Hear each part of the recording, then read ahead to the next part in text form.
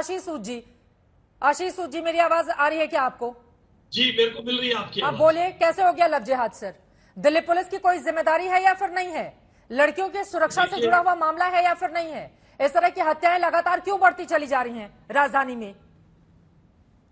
बिल्कुल ठीक है, ये बड़ा गंभीर मामला है। जैसा आपने मुझसे पहला सवाल पूछा था, मैं मानता हूं गंभीर मामला है, मगर गंभीर मामले में हमें गंभीरता से सोचना भी होगा।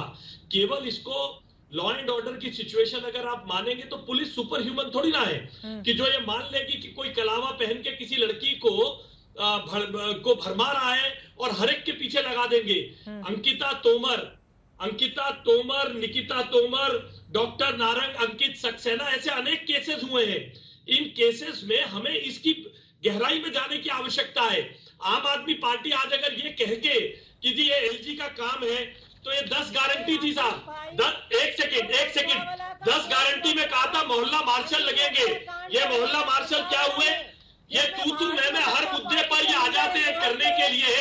ये ऐसे ही गंभीर मुद्दों पे बात होगी। इमामों को तनख्वाह देंगे।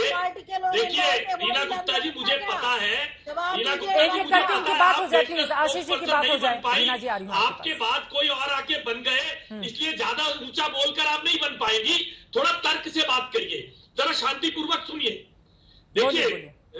देखिए चित्रा जी, इसलिए एक दूसरे पे तू मैं की इन्होंने भी 50 उदाहरण दिए 70 सूत्री एजेंडा में और ये 10 गारंटी में। सवाल ये नहीं है, सवाल ये है कि आज दिल्ली में जब हम केरल स्टोरी दिखाकर एक जागरूकता खड़ी करना चाहते हैं तो ये आ जाते हैं उनकी प्रोटेक्शन में। तब इनको ये लगता है कि किसी धर्म विशेष के खिलाफ काम हो रहा है, मगर केरल स्टोरी की सत्यता हमारी बहनों को, हमारी बच्चियों को, हमारे बच्चों को भी, जिन इमामों को तनख्वाह दी जाती है, क्या वो इमाम किसी सरफराज, किसी साहिल के बेटे को ये बताते हैं कि सरकारी तनख्वाह लेने के बाद कि लड़कियों की इज्जत करने की आवश्यकता है, लड़कियों से कैसा व्यवहार करना है? इसको केवल और केवल अपनी छोटी ओछी घटिया राजनीति के लिए केवल कानून का, मैं मानता हूं पुलिस का रोल है, आ रही हो रीना गुप्ता जी, पुलिस का रोल है, निश्चित रूप से रोल है, मगर समाज का रोल है, हम सबका रोल है, हर राजनीतिक दल का रोल है। हर राजनीतिक दल का रोल है, लेकिन उस तरह का रोल किसी भी राजनीतिक दल का नजर तो नहीं आ रहा है ना। ओनिका जी, मैं फौरन आपके पास आऊंगी। एक बार जल्दी हमारे साथ आशा देवी जी भी जुड़ी हुई हैं, विकास वालकर जी भी जुड़े हुए हैं, दोनों का रुख करते हुए। आशा देवी जी, सबसे पहले आपके पास आते हुए, हर बार जब इस तरह की घटना होती है, निर्भया कांड याद आ जाता है और उसके बाद से सिलसिलेवार तरीके से एक के बाद एक बेटियों के साथ जिस तरह का सलूक इसी राजधानी दिल्ली में हुआ, वो तमाम घटनाएं आंखों के सामने खड़ी हो जाती हैं। लेकिन इस पूरे मामले को पर्टिकुलर लव जिहाद का रूप दिया जा रहा है। क्या आपको भी नजर आता है कि दरअसल इसके पीछे लव जिहाद है? क्योंकि हाथ में कलावा पहनना, ये बात सच है, गले में रुद्राक्ष पहनना, ये बात भी सच है। इस तरह की तस्वीरें निकलकर सामने आ रही हैं। या फिर आपको लग रहा है कि दरअसल इससे बड़ा मुद्दा बेटियों की सुरक्षा का है, लव जिहाद का रंग नहीं देना चाहिए इसको? देखिए, मैं तो यही जानती हूँ कि लव जिहाद जाति या धर्म का बात उठा के हम मुद्दे से भटक जाते हैं। लेकिन जिस तरह से वीडियो सामने आई है, जिस तरह से वो आदमी वो बच्ची को चक्कू गोद रहा है, तो उस हिसाब से तो वो बच्ची की सुरक्षा और बच्ची को इंसाफ की बात आनी चाहिए। क्योंकि जिस तरह से उसने क्राइम किया है, जिस तरह से खुलेआम चक्कू गोद रहा है, तो उसको तो सजा होनी चाहिए। बाकी लव जिहाद है, जाति धर्म है, क्या है, ये तो मैं नहीं जानती। इसमें तो पढ़ के ये केस से डाइवर्ट हो जाएगा। तो मैं तो यही कहना चाहूंगी सरकार से या पुलिस से, सबसे तो मैं अब ये कहना चाहूंगी कि कोर्ट को इस पे संज्ञान लेना चाहिए कि एक बच्ची की हत्या हुई है और सरेआम हत्या हुई है। बिल्कुल सरेआम हत्या हुई है और जिस तरह की तस्वीरें सामने आई हैं वो यकीनन कहीं न कहीं ये कानून पे धब्बा है। क्योंकि सब कुछ है, दिल्ली में रहते हैं, दिल्ली में पुलिस है, कानून व्यवस्था है, कोर्ट है, सरकार है, फिर भी खुलेआम हत्या हो रही है। कोई एक आदमी वहां नहीं दिख रहा है कि नहीं उस बच्ची को बचाए। बिल्कुल, तो मैं तो यही कहना चाहूंगी कि लव जिहाद छोड़िए, जाति धर्म छोड़िए, जो उसने क्राइम किया है उसको सजा दीजिए।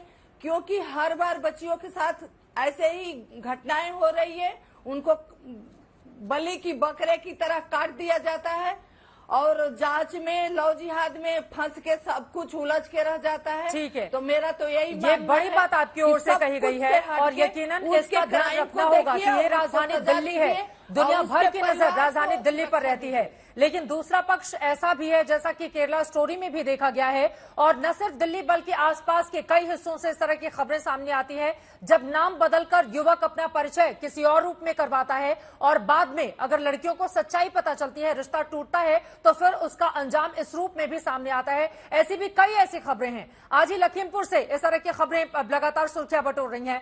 विकास वालकर जी भी हमारे साथ मौजूद हैं। उनकी बेटी श्रद्धा के साथ अब जिस तरह का सुलूक हुआ, यकीनन उसने भी पूरे देश को हिलाकर रख दिया था। श्रद्धा के पिता हमारे साथ मौजूद हैं। 1 साल से उनकी लंबी लड़ाई चल रही है। दिल्ली में इतनी विभत्स हत्या हुई है, इस पर क्या कहना चाहेंगे विकास जी आप? बार बार ऐसी घटनाएं घट रही है, तो मुझे लगता है कि ये अभी जैसे मेरी श्रद्धा बेटी का भी ऐसे ही हुआ था, तो अभी मुझे यही लग रहा है कि बार बार ऐसे क्यों हो रहा है ऐसे, और वो भी दिल्ली में कैसे हो रही है। बिल्कुल, ये मेरा सवाल है। क्या तो ऐसे ये कानून का कोई खौफ नहीं रहा है अभी, ये लगता है दिल्ली में किसी को, तो ऐसे बार बार क्यों होता है? क्या आपको ये लव जिहाद का मामला लगता है विकास जी?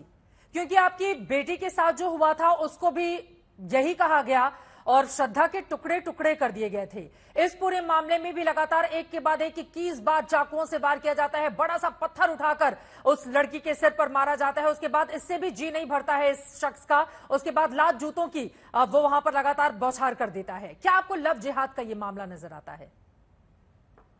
नहीं, मुझे अभी इसके बारे में तो कुछ पक्की खबर नहीं है, लेकिन उसकी भी जांच होनी चाहिए, क्योंकि मेरे इसमें भी मैंने यही कहा था कि उस एंगल से भी उसकी जांच होनी चाहिए।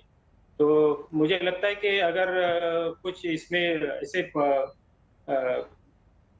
लव जिहाद का एंगल मिलता है तो उसमें उसकी भी जांच होनी ही चाहिए। पूरे मामले की जांच होनी चाहिए, यकीनन हर तरह से जांच होनी चाहिए। लेकिन अगला मेरा ये सवाल है, उसके बाद मैं बाकी लोगों पर जाऊंगी। समाज में आए दिन इतनी विभत्स वारदात हो रही है, मेरी मांग यही रही है कि इसके लिए कोई ऐसा कानून बनाइए, कड़ा से कड़ा कानून बनना चाहिए कि इसकी सजा तुरंत उसको मिलनी चाहिए और कड़ी से कड़ी सजा होनी चाहिए। सर एक और सवाल जल्दी से, क्योंकि हम सबको पता है कि अपनी बेटी के लिए किस तरह के इंसाफ की लड़ाई आप लड़ रहे हैं। साल भर पहले इसी मई के महीने में आपकी बेटी की भी हत्या की गई थी बेरहमी से। आप लगातार अदालत के, पुलिस के चक्कर लगा रहे हैं, अभी भी आपको इंसाफ का इंतजार है। इंसाफ में देर होने से क्या अपराधियों के हौसले भी बढ़ते हैं और इस तरह के मामले बढ़ते हुए चले जाते हैं? विकास जी, अपने यहाँ जो कानून है, वो कानून की प्रक्रिया बहुत लंबी है और ये मुझे नहीं लगता अभी इस केस में भी ऐसे ही कोई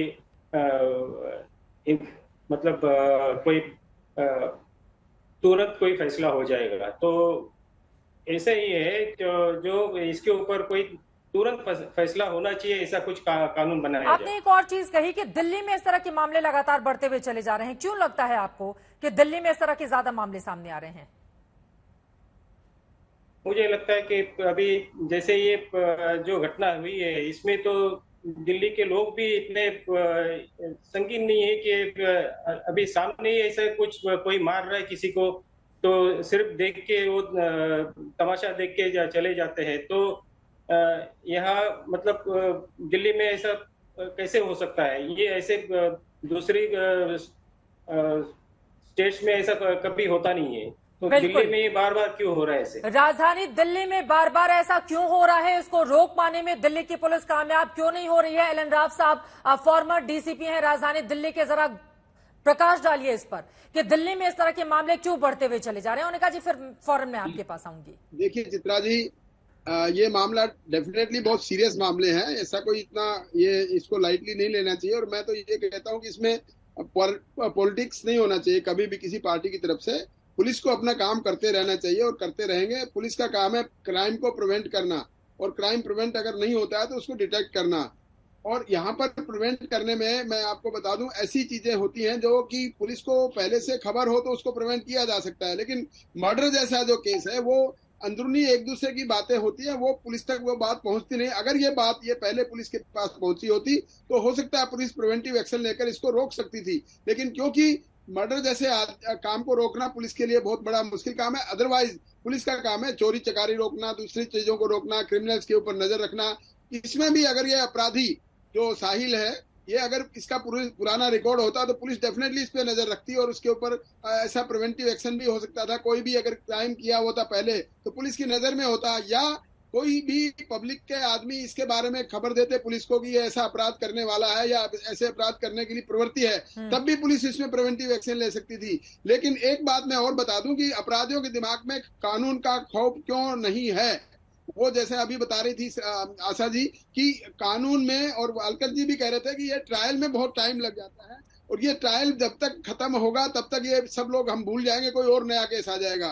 तो यहाँ पर सबसे जरूरी चीज है, हमारी सरकारों को देखना चाहिए कि ट्रायल जल्दी हो। ट्रायल की वजह देरी की ये है कि कोर्टों में केसेस की भरमार लगी हुई है, जजेस की कमी है। तो सरकार क्यों नहीं ऐसे ट्रायल के लिए, ऐसे केसेस के लिए फास्ट ट्रैक कोर्ट बाकी के लिए है, लेकिन ऐसे मर्डर केसेस के लिए फास्ट ट्रैक कोर्ट नहीं होती है। स्पेशली जब किसी केस के लिए कहा जाता है ये सारी चीजें तो सामने ही है, उसके बावजूद इस पर एक्शन क्यों नहीं होता है, फास्ट ट्रैक कोर्ट क्यों नहीं बनाया जाता है। और बीजेपी के नेता से मैं ये सवाल पूछूंगी, आपके सांसद जाकर परिवार वालों को भरोसा देकर आए हैं कि 1 हफ्ते में फांसी पर चढ़ा दिया जाएगा। श्रद्धा के पिता हमारे साथ मौजूद है, 1 साल की लड़ाई वो लड़ रहे हैं, तो झूठा आश्वासन परिवार वालों को क्यों दिया जाता है?